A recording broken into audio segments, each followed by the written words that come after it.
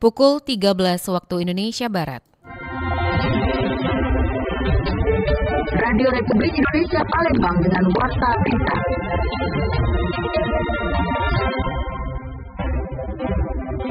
Sumatera Selatan saat ini kan sedang berada di puncak musim penghujan. Tentunya beberapa kawasan catchment area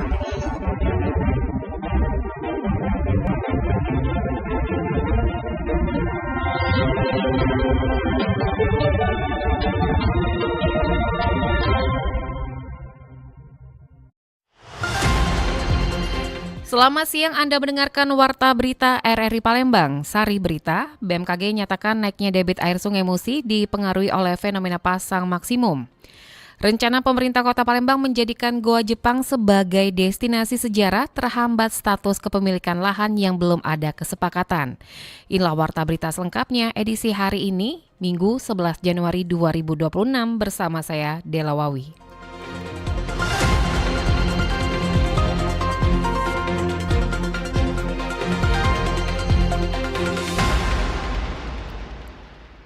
BMKG nyatakan naiknya debit air Sungai Musi dipengaruhi oleh fenomena pasang maksimum.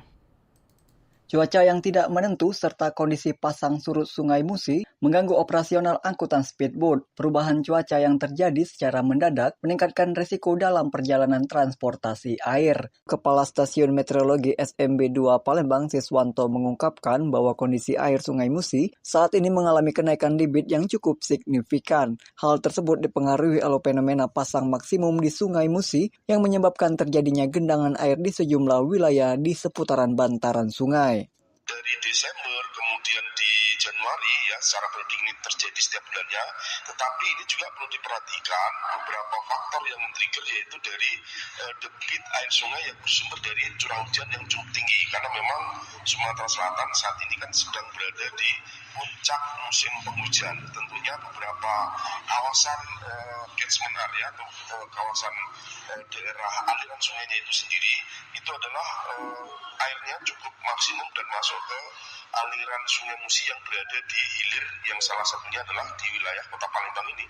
Siswanto menghimbau masyarakat khususnya di Palembang dan wilayah Sumatera Selatan untuk meningkatkan kewaspadaan. Masyarakat juga diharapkan aktif memantau informasi cuaca serta data pasang surut sungai melalui kanal resmi BMKG agar dapat mengantisipasi potensi dampak yang ditimbulkan. Sementara itu, sejumlah pengemudi speedboat di perairan Sungai Musi harus meningkatkan kewaspadaannya terutama saat hujan deras disertai angin kencang dan pasangnya air Sungai Musi yang kerap memaksa mereka mengurangi kecepatan. Salah satu sopir speedboat di Sungai Musi, Ilham, mengatakan bahwa kondisi tersebut berpotensi meningkatkan risiko kecelakaan. Ia mengaku sering menghentikan laju kapal untuk membersihkan mesin dari sampah yang terbawa arus. Langkah ini dilakukan demi menjaga keselamatan penumpang. Menurutnya, kondisi cuaca di perairan Sungai Musi sulit diprediksi selama perjalanan.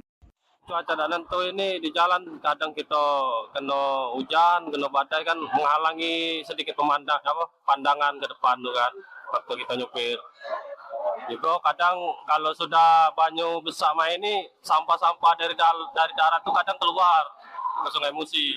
Itu kan menghambat tuh kena mesin, kadang kan sampah itu kan. Ya kalau bisa minta sama pemerintah pas muaro air keluar dari darat itu disaring lah, biar sampahnya tidak ke Sungai Musi, tidak menghambat perjalanan kita masyarakat ini. Ditambahkan Ilham, situasi tersebut menyebabkan waktu tempuh perjalanan menjadi lebih lama. Meski demikian, para pengemudi tetap mengutamakan keselamatan penumpang. Ia bersama pengemudi lainnya berharap pemerintah dapat memberikan perhatian lebih terhadap keselamatan transportasi sungai, termasuk menyediakan bantuan alat keselamatan bagi sopir dan penumpang. Dari Palembang, Sumatera Selatan, Muhammad Irfan, Pro 3 RRI terus mengudara untuk Indonesia.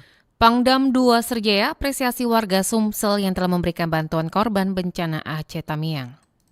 Pangdam 2 Sriwijaya Majen TNI Ujang Darwis mengapresiasi dukungan yang diberikan oleh pemerintah Provinsi Sumatera Selatan maupun masyarakat Sumatera Selatan dari tingkat kabupaten kota hingga provinsi. Hal tersebut diungkapkannya menyusul bantuan yang telah diberikan kepada korban bencana di Aceh Tamiang, Provinsi Aceh. Ini kami menyampaikan apresiasi yang setinggi-tingginya kepada pemerintah daerah, dalam hal ini Provinsi Sumatera Selatan, kabupaten dan kota, dan seluruh masyarakat yang telah mendukung kegiatan ini sehingga memberikan kontribusi yang luar biasa baik moral maupun material kepada rekan-rekan kita yang terdampak bencana. Ujang Darwis juga mengharapkan ke depan agar masyarakat dan semua pihak dapat terus mendukung dalam upaya memberikan bantuan kepada korban bencana tidak hanya di Aceh maupun wilayah lainnya terkhusus di Sumatera Selatan. Dari Palembang, Sumatera Selatan, Aditya melaporkan. Anda masih bersama Warta Berita RRI Palembang.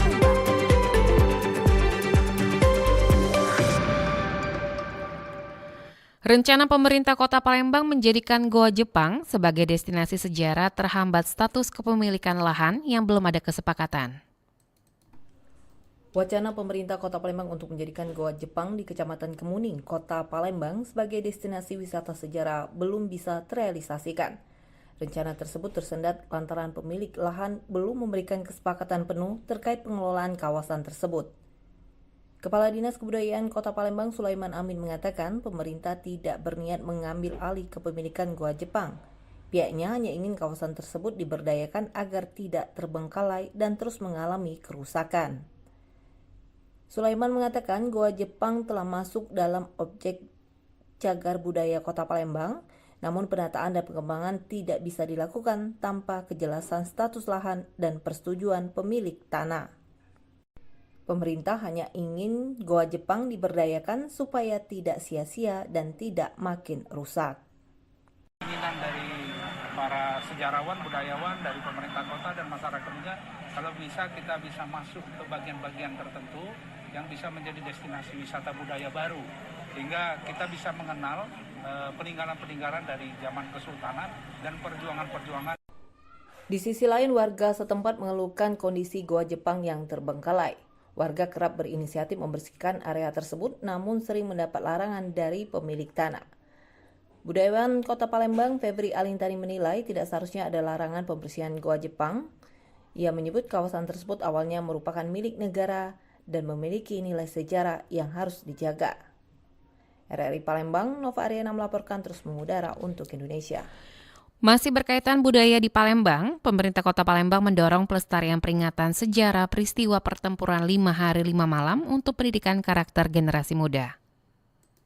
Pemerintah Kota Palembang mendorong dilestarikannya peringatan sejarah peristiwa heroik 1 hingga 5 Januari 1947 sebagai bagian penting dari ingatan nasional dan pendidikan karakter generasi muda.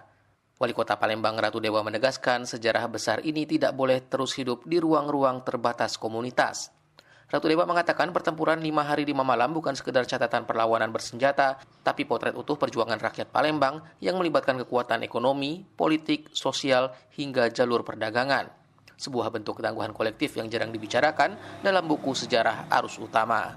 Untuk peringatan dan perjuangan pertempuran 5 hari 5 malam dari para pendahulu kita di tanggal 5 ini, ada beberapa hal yang perlu catatan penting kita bahwa untuk ke depan agar ini perlu kita peringati dan kita sosialisasikan lagi ke masyarakat, khususnya kepada anak-anak kita mulai dari tingkat PAUD, TK, SD dan SMP. Di sisi lain, budayawan Palembang Febri Alintani menyebut peringatan tahun ini sebagai momen bersejarah tersendiri.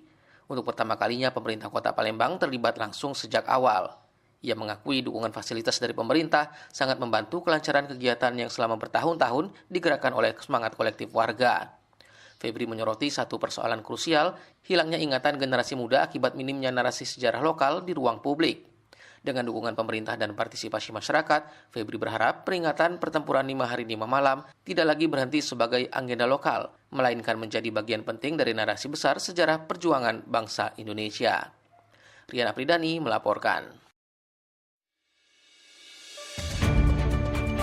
Sekian Warta Berita Produksi Radio Republik Indonesia Palembang. Sebelum berpisah kami sampaikan kembali pokok-pokok berita. BMKG nyatakan naiknya debit air Sungai Musi dipengaruhi oleh fenomena pasang maksimum. Rencana pemerintah Kota Palembang menjadikan Goa Jepang sebagai destinasi sejarah terhambat status kepemilikan lahan yang belum ada kesepakatan. Informasi lainnya dapat Anda akses melalui website kami di rri.co.id. Mewakili kerabat kerja yang bertugas, saya Dela Wawi undur diri dan sampai jumpa. Demikian Warta Berita Radio Republik Indonesia Palembang.